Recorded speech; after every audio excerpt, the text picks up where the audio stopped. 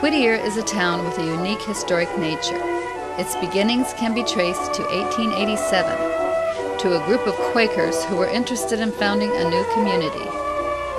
Over the past 120 years, this peaceful little village has grown into a thriving city with a population of 87,000 people.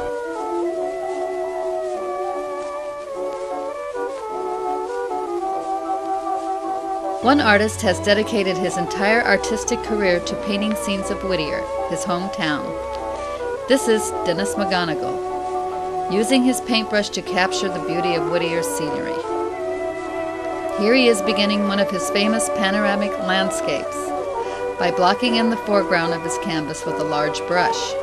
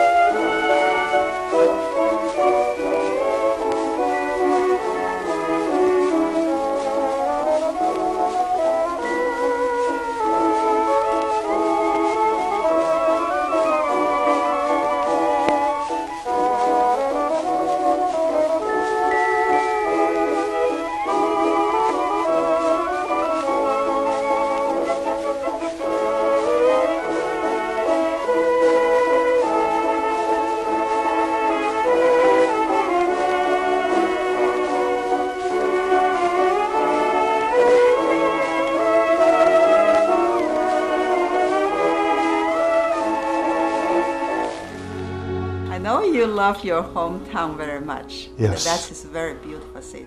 Yes. But how do you use your brush to make your hometown more beautiful? Well, my brush is my tool to communicate.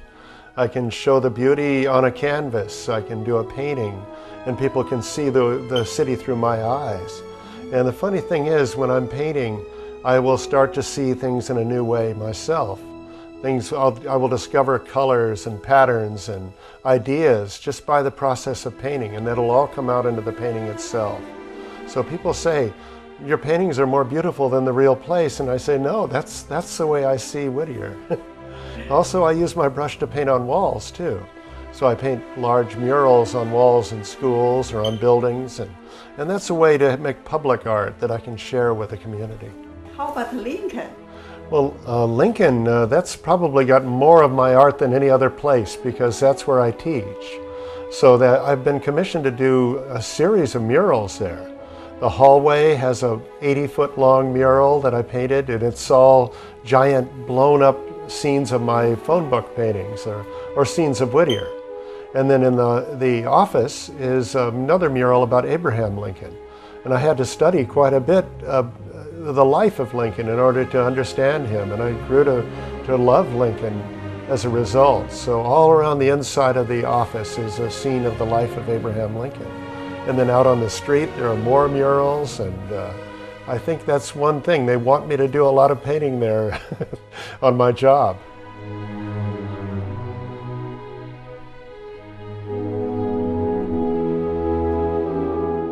How about Whittier College? You have some mural there.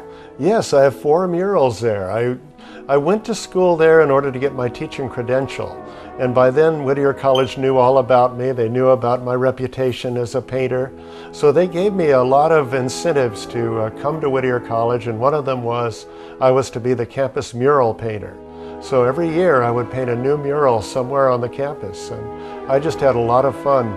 I finally went back after I graduated and I did my final mural there, and I directed a group of students.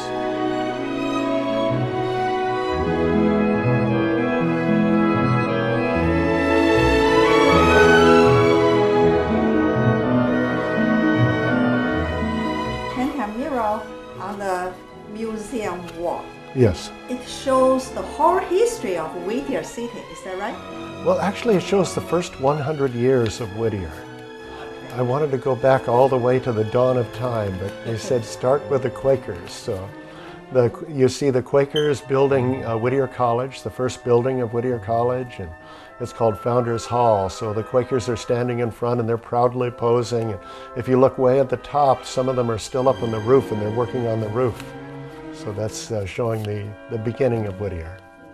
Next, I showed the first house of Whittier, which would be the Bailey House. And I'm showing Mr. and Mrs. Bailey, Jonathan and Rebecca Bailey, out in front of their house with their dog. And they're very proud. They're dressed nicely, and they were kind of getting older when they first came to Whittier, but they were the first settlers. So their house is right around the corner from where I live. I walk by it every day, and they're keeping it up the way it looked back at that time. So I wanted to show the Bailey House. And then above the Bailey House, there's a portrait of Pio Pico. And Pio Pico was the last Mexican governor of California. So when Whittier actually was part of Mexico, he was the governor here. But then the Americans came and they took over California, and he basically lost his job. But I wanted to show him with a lot of dignity and a lot of respect, so the people of the community could look and see Pio Pico back when he was really thriving and doing well. The last governor here. Yes, the last Mexican governor. On the other wall, I showed Harriet Russell Strong, and she was one of the early settlers, and she had a very interesting life because she was very sick. She couldn't get out of bed, and then her husband, who was doing real well, his business failed, and he was so upset that he killed himself. And then as soon as he died, she got out of bed, and that's when she became very vigorous, and she went out into the world, and she earned a lot of money, and she discovered this grass called pampas grass, and I showed it all around her, that big white blooming flower. She grew that on her property, and she sold it all over the world, and she became a millionaire. Wow. So she did lots of things to help the people of Whittier, and she became very capable, but it was strange that she was weak. But then after her husband died, she became strong, and that is her name, Harriet Strong. That's a good story. Yeah. And then I showed the statue of John Greenleaf Whittier, and that's the statue of the man who gave his name to Whittier. He never came to Whittier, John Greenleaf Whittier, but when the Quakers came, he said, I will give my name to thee. That was his quote. So they used his name, and they named the city after him. But he's a very famous poet. The car is a 1954 Chevrolet. They told me to do the first 100 years, so I figure the middle of the 100 years is the 50s. So I wanted to show the car as a symbol of the middle of the 100 years. And I have it driving right out of the wall. I wanted it to be very exciting, and for people that when they drive by the mural to see something that just grabs their attention. And it works. I think it's a very exciting symbol. And a lot of people love cars anyway, especially old cars. So that's kind of won a lot of love and respect from the community to put that big car there, I think. Now the phone represents what the building was to begin with. The building was made to be the Pacific Telephone Company building. And my wife worked there when she was very young, and she was a phone operator.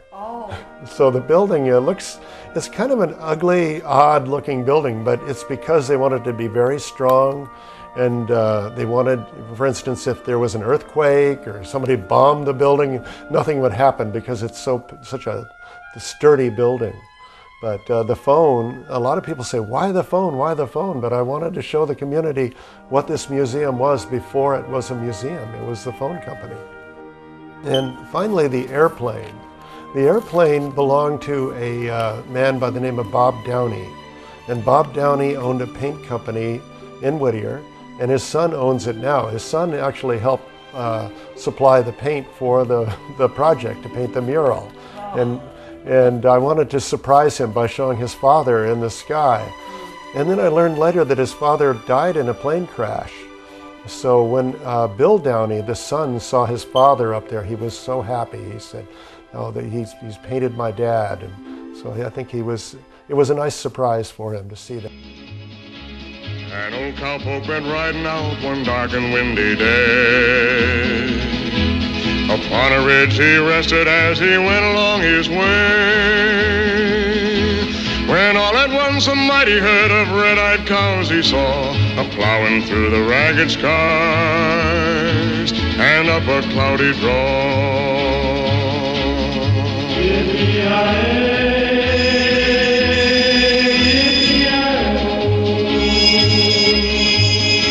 A ghost herd in the sky.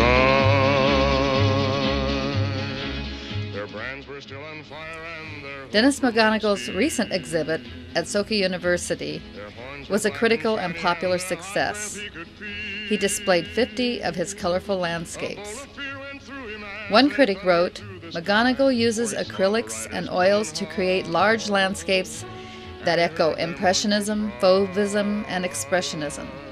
His colors are so dazzling that some canvases take on surreal qualities." Ghost riders in the sky. Their faces gaunt, their eyes were blurred, and shirts all soaked with sweat. They're riding hard to catch that herd, but they ain't caught 'em yet. 'Cause they've got to ride forever on that range up in the sky, on horses snorting fire as they ride on, hear their cry. In addition to his landscapes and wall murals, Dennis is also famous for his phone book paintings. During the 1980s, he was commissioned by the local phone book publisher to paint scenes of Whittier for the annual covers of the telephone directories. This gave Dennis the opportunity to directly contribute his art to every home in Whittier.